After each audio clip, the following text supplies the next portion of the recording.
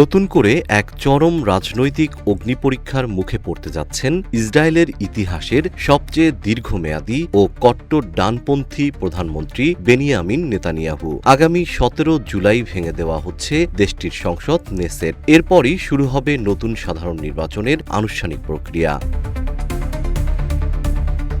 আইন অনুযায়ী আগামী ২৭ অক্টোবর এই বহু প্রতীক্ষিত ভোটগ্রহণ অনুষ্ঠিত হবে। ২০২৩ সালের ৭ অক্টোবর হামাসের ঐতিহাসিক ও নজিরবিহীন হামলার পর ইসরায়েলে এটি প্রথম নির্বাচন, যেখানে দেশটির নাগরিকরা ব্যালটের মাধ্যমে নেতানিয়াহু ও তার জোট সরকারের ভাগ্য নির্ধারণের প্রথম সুযোগ পাবেন। ৭৬ বছর বয়সী বেনিয়ামিন নেতানিয়াহুর জন্য এই নির্বাচন কেবল তার ক্ষমতা বা রাজনৈতিক ভবিষ্যৎ টিকিয়ে রাখার লড়াই নয়, বরং তার ব্যক্তিগত স্বাধীনতা রক্ষারও শেষ যুদ্ধ। দীর্ঘদিনের ঝুলন্ত দুর্নীতির মামলা থেকে বাঁচতে মরিয়া হয়ে লড়াই চালাচ্ছেন নেতানিয়াহু।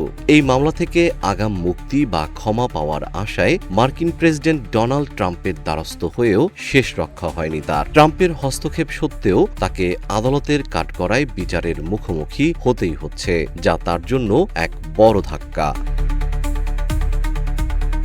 সংসদ ভেঙে যাওয়ার আগে নেতানিয়াহু সরকার দ্রুত কয়েকটি বিতর্কিত বিল পাশের চেষ্টা করছে। এর মধ্যে রয়েছে কট্টর ইহুদিদের বাধ্যতামূলক সেনাসেবা থেকে অব্যাহতি এবং অ্যাটর্নি জেনারেলের ক্ষমতা সীমিত করার বিল। একই সঙ্গে পশ্চিম তীরে ফিলিস্তিনিদের উপর বসতি স্থাপনকারীদের সহিংসতা বাড়তে পারে বলেও আশঙ্কা করা হচ্ছে।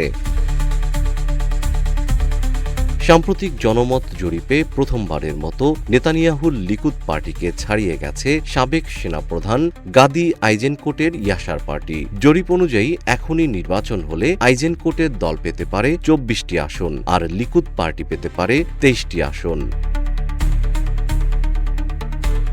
অতীতে বারবার সব হিসাব নিকাশ ভুল প্রমাণ করে ক্ষমতায় ফেরা ম্যাজিশিয়ান নেতানিয়াহু এবার তার জীবনের সবচেয়ে কঠিন খাদের কিনারে দাঁড়িয়ে। জিএম শিহাব, রূপালী বাংলাদেশ।